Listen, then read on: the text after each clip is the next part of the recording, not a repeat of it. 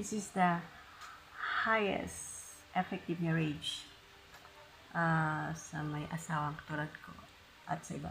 Hindi ko alam kung effective sa iba ito.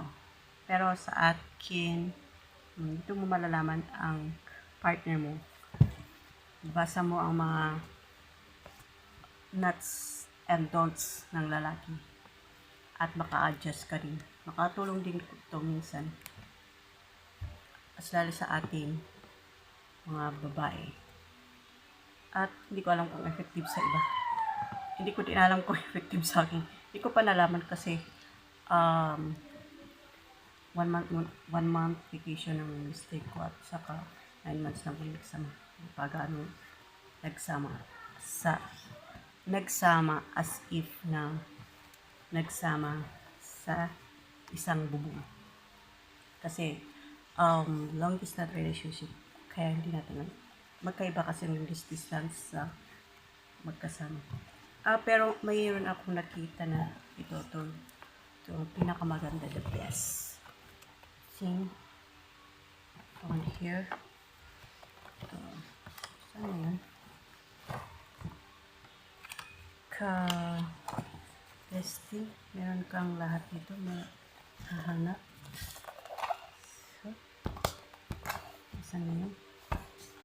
So, this is the most part habit that destroy relationship to.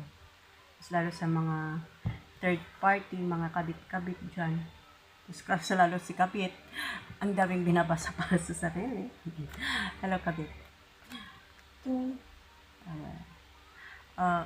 More. Baka mayroon pang mas high list para sa'yo, no? Mahanap. Kasi ito nang mahanap ko para sa akin. And then, ito. So, kay Bayaw kasi ito. Pinabasa ko kay Bayaw. Mga books kay Bayaw. Katulong din sa kanya. Katulong din kay ate. Para sa kanya. So, ganda. This is effective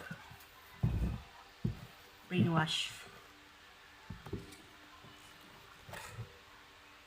Sa lalaki. Very effective. Sex rules, fighting, lalo sa sex. Dito yung sex. Sex party, ini third party sex. Itong pinakamabanda.